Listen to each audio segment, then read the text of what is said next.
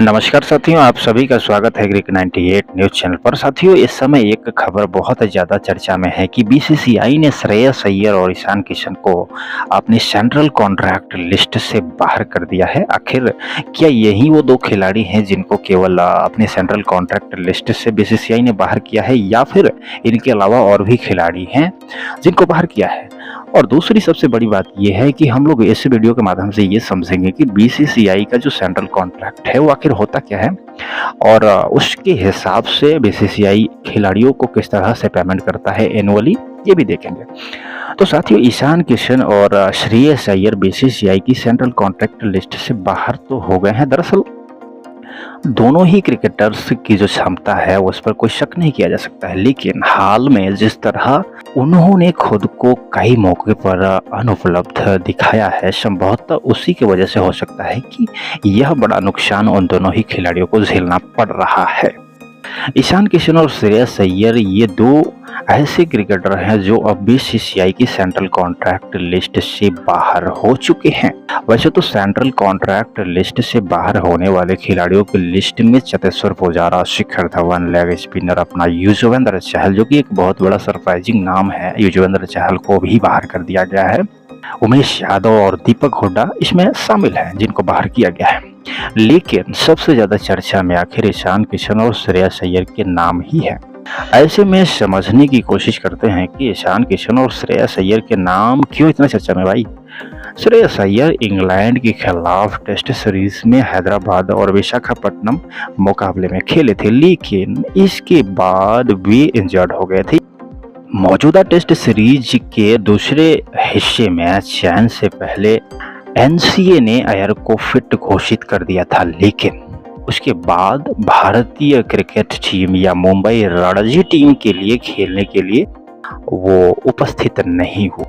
वहीं ईशान किशन मानसिक थकान की बात कहकर साउथ अफ्रीकी दौरे के बाद से टीम में शामिल नहीं हुए।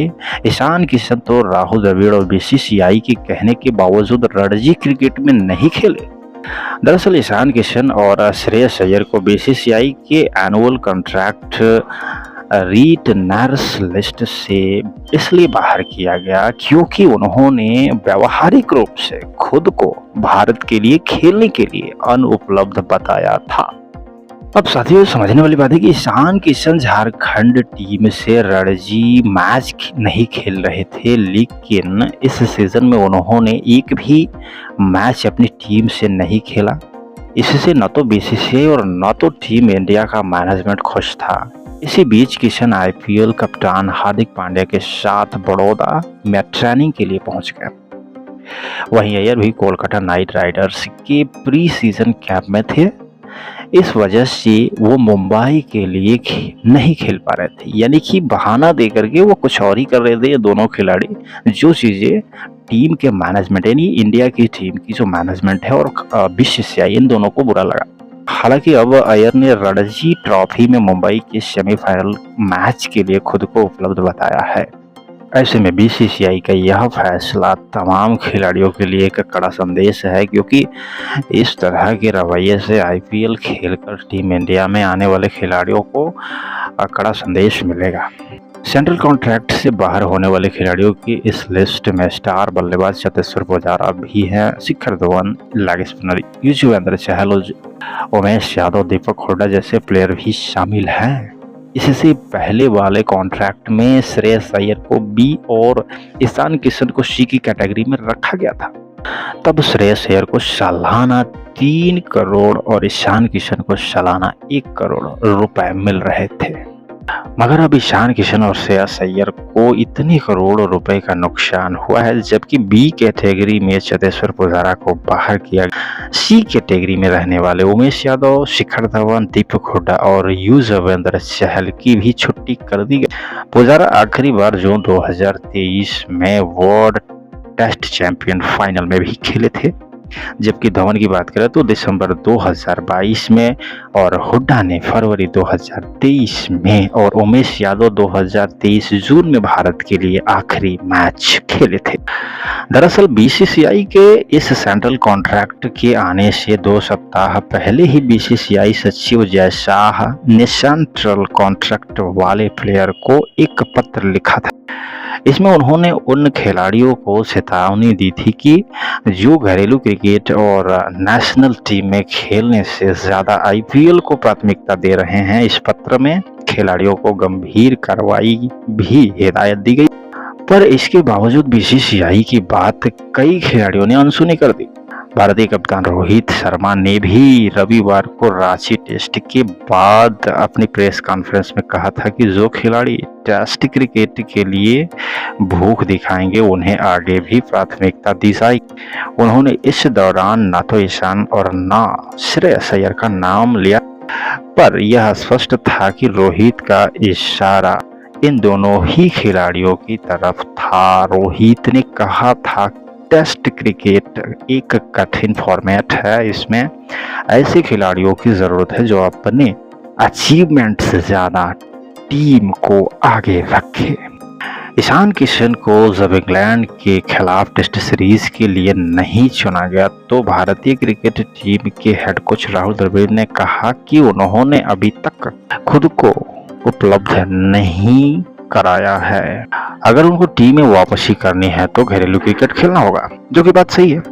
ESPN की रिपोर्ट के मुताबिक बात का दावा किया गया है कि टीम की मैनेजमेंट ने इंग्लैंड के खिलाफ चल रही टेस्ट सीरीज के दौरान उनसे संपर्क किया था, लेकिन ईशान किशन ने कहा कि वह अभी तैयार नहीं है। उनकी अनुपस्थिति में ही ध्रुव जुरेल ने डेब्यू किया। इस दौरान उन्होंने रांची में टेस्ट में प्लेयर ऑफ द मैच का खिताब भी जीता। वहीं श्रेयस अय्यर के मामले में ऐसा लग रहा है कि वो नेशनल क्रिकेट अकादमी NCA द्वारा किए गए फिटनेस मूल्यांकन के असहमत हैं। ESPN की रिपोर्ट के मुताबिक दूसरे टेस्ट के बाद लंबी पारी खेलते समय अय्यर को पीठ में परेशानी हुई थी, लेकिन मेडिकल स्टाफ ने उनकी इंजरी को लेकर क्लियर कर दिया था। अब अय्यर को तीसरे और चौथे टेस्ट से बाहर किया तो बीसीसीआई ने कोई कारण नहीं बताया। इसके बाद वो रणजी ट्रॉफी मैच में मुंबई टीम के लिए खेलने के लिए नहीं आए। इस पर मुंबई क्रिकेट एसोसिएशन के सूत्रों ने कहा कि इनकी पीठ में ऐंठन है। तो साथियों, यहाँ पर कुल मिलाकर के जो भी रिपोर्ट्स हैं उसके तहत हम लोग ये समझ सकते हैं कि कहीं ना कहीं इन दोनों खिलाड़ियों ईशान किशन और श्रेयस अय्यर ने अपनी खुद की गलती से बीसीसीआई की सेंट्रल कॉन्ट्रैक्ट लिस्ट से अपने आप को बाहर करा है और एक बहुत बड़ा झटका अपने आप को कहीं ना कहीं उसने गलती किया है, बीसीसीआई के फैसलों को दरकिनार किया है। जब उनकी ज़रूरत थी तब उन्होंने टीम में हिस्सा नहीं लिया और तमाम तरह की बहाने किए। अब हम बात करने वाले हैं कि आखिर जो सेंट्रल कॉन्ट्रैक्ट लिस्ट है वो आखिर है क्या। देखिए, सेंट्रल कॉन्ट्रैक्ट लिस्ट में ग्रुप किया जाता है। 4 तरह के ग्रुप है इसमें, A+, A, B और C, ये 4 ग्रुप हैं और इसके तहत खिलाड़ियों को पेमेंट दिया जाता है। सबसे हाई पेयर जो खिलाड़ी होते हैं वो A+ की कैटेगरी में आते हैं। अगर A+ में किसी भी खिलाड़ी को रखा गया है तो उसको एनुअली 7 करोड़ रुपए दिए जाते हैं। वहीं अगर ए कैटेगरी में किसी खिलाड़ी को रखा गया है तो उसे एनुअली 5 करोड़ का पैकेज दिया जाता है।